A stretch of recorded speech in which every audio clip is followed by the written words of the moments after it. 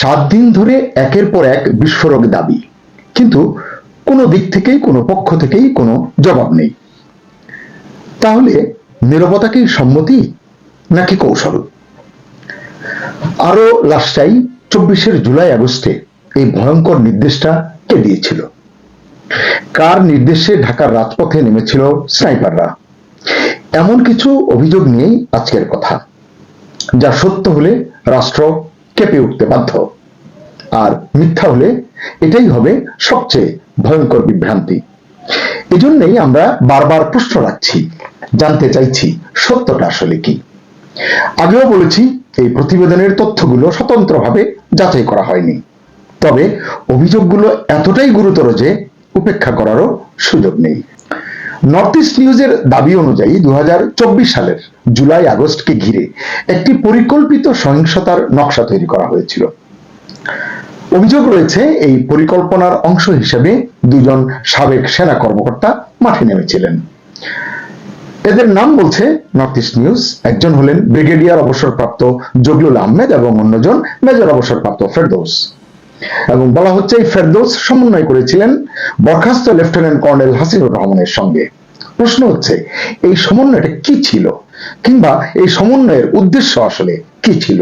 কেন তখনকার গোয়েন্দা বাহিনী এই সমন্বয়ের উদ্দেশ্য আবিষ্কার করতে পারেনি, বা করে থাকলে কেন এটি যথাযথ কর্তৃপক্ষের কাছে উপস্থাপন করেনি? নর্থ ইস্ট নিউজ বলছে, জুলাই 16 থেকে আগস্ট 4 এই সময়ের যে হত্যাকাণ্ডগুলো ঘটেছে, এই হত্যাকাণ্ডগুলোর অধিকাংশ ছিল টার্গেটেড শুটিং। দূরপাল্লার স্নাইপারদের লক্ষ্য ছিল সাধারণ মানুষ, পথচারী, শ্রমিক, দোকান কর্মচারী। আর উদ্দেশ্য, হত্যাকাণ্ডের দায় সরকার এবং পুলিশের উপর চাপানো, যাতে ক্ষোভে ফেটে পড়ে তরুণ সমাজ, বিদ্রোহ উস্কে ওঠে। বলার অপেক্ষা রাখে না, এই উদ্দেশ্য সফল হয়েছিল।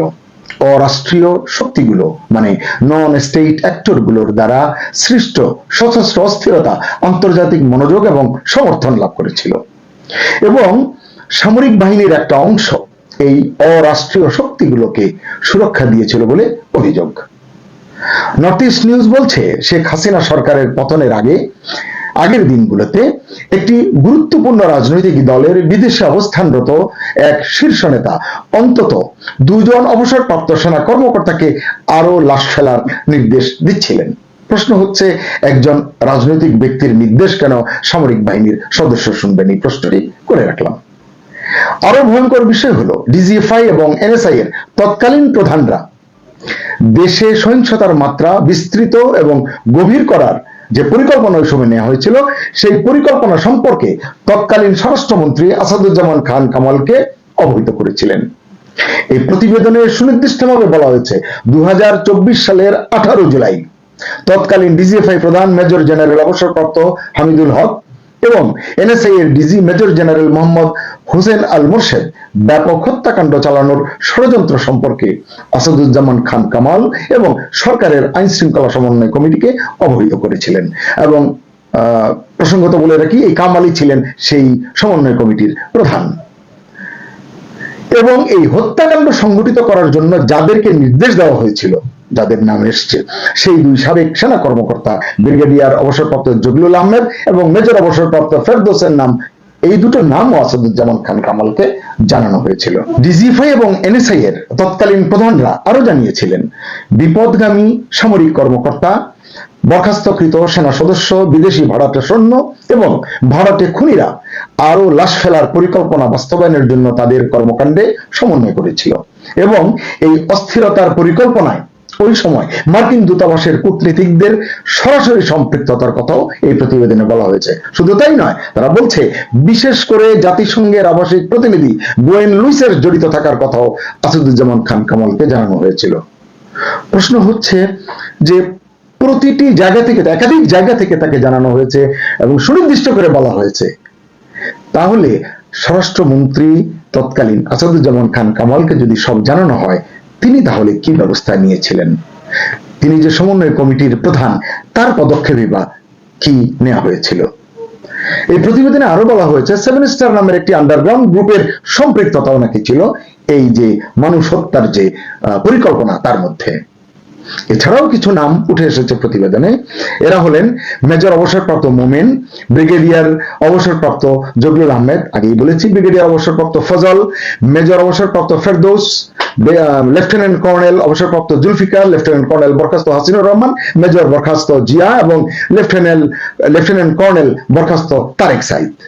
বলা হয়েছে শেষের এই তিনজন হাসিন, জিয়া এবং তারেক সাইদ প্রত্যক্ষ বা পরোক্ষভাবে রাষ্ট্র বহির্ভূত শক্তি হিসেবে কাজ করেছেন এবং শেখ হাসিনার সরকার উৎখাতে সশস্ত্র ভূমিকা পালন করেছেন, গুরুতর অভিযোগ। এবং আরো বলা হচ্ছে এদের সঙ্গে ভারতীয় এবং রোহিঙ্গা বিচ্ছিন্নতাবাদীদের সংযোগ ছিল। এটা ছাড়াও ছিল রাজনৈতিক অঙ্গনের সর্বত্র তাদের যোগাযোগ। বিভিন্ন সময় তারা জেনারেল অবসরপ্রাপ্ত ইকবাল করিম ভূঁইয়া, সাবেক সেনাপ্রধান, এবং এসএসএফ এর মহাপরিচালক লেফটেন্যান্ট জেনারেল অবসরপ্রাপ্ত হাসান সোহরাওয়ার্দীর কাছ থেকে পৃষ্ঠপোষকতা লাভ করেছেন, এমন অভিযোগও উঠে এসেছে এই প্রতিবেদনে।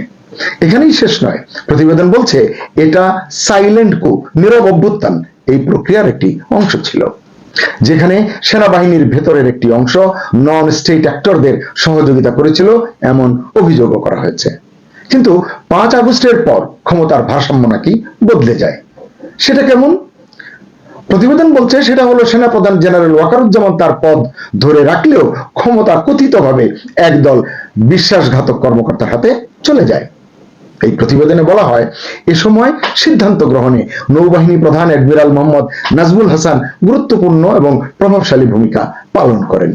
অ্যাডমিরাল হাসান, ডিজিএফআই এর major general Hamidul Haque, NSI এর প্রধান major general T M Zubayer এবং অন্যদের নিয়ে কর্মরত ও অবসরপ্রাপ্ত সামরিক কর্মকর্তাদের একটি নেটওয়ার্ক গঠিত হয়েছিল ওই সময়।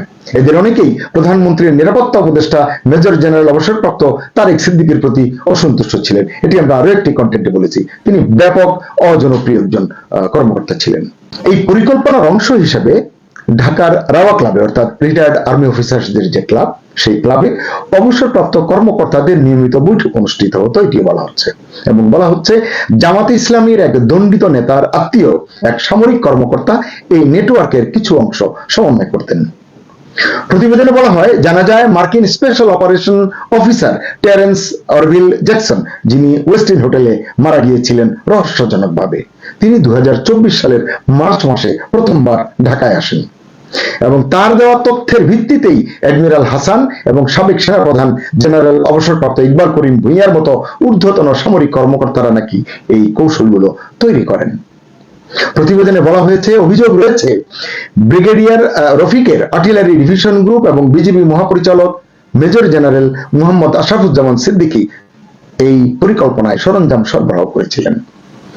অন্তর্ঘাতমূলক কার্যকলাপের প্রমাণ থাকা সত্ত্বেও এনএসআই এর ডিজি মোর্শেদ কোনো পদক্ষেপ নিতে পারেননি বা এইসব বিষয় সরকারকে জানাতেও তিনি ব্যর্থ হয়েছিলেন বলে এই প্রতিবেদনে বলা হয়েছে।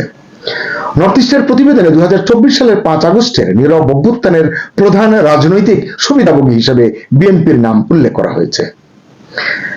এই প্রতিবেদনের লেখক বা যিনি অনুসন্ধান করেছেন সাংবাদিক এনায়েত কবির, তিনি লিখছেন, আশ্চর্যের বিষয় হলো লেফটেন্যান্ট কর্নেল অবসরপ্রাপ্ত ফজল বর্তমানে নির্বাচন কমিশনার হিসেবে দায়িত্ব পালন করছেন এবং 2026 সালের 12 ফেব্রুয়ারির নির্বাচনী পরিকল্পনা বাস্তবায়নে তিনি অংশীদার ছিলেন। এই তথ্য থেকে কি বুঝবো আসলে পরিকল্পনা কি এখনো বহমান রয়েছে, এখনো চলমান রয়েছে? এরকম অনেক তথ্য আছে, আমি আর বড় করতে চাই না। শেষ করার আগে প্রশ্ন করতেই হবে, আরো লাস্টটাই এই কথাটা কে বলেছিলেন? কার নির্দেশে মাঠে নেমেছিল স্নাইপাররা? এই ষড়যন্ত্রে জড়িত সাবেক এবং কর্মরত সেনা কর্মকর্তারা কারা তারা এবং তাদের কার দায় কতটুকু?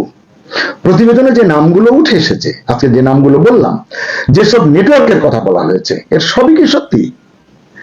প্রশ্নগুলো আসলে ধারাবাহিকভাবে তুলে ধরলাম এই কারণেই, কারণ সত্যটা জানার অধিকার রয়েছে দেশের মানুষের। সবাই ভালো থাকুন, সুস্থ থাকুন, নিরাপদে থাকুন। আল্লাহ হাফেজ।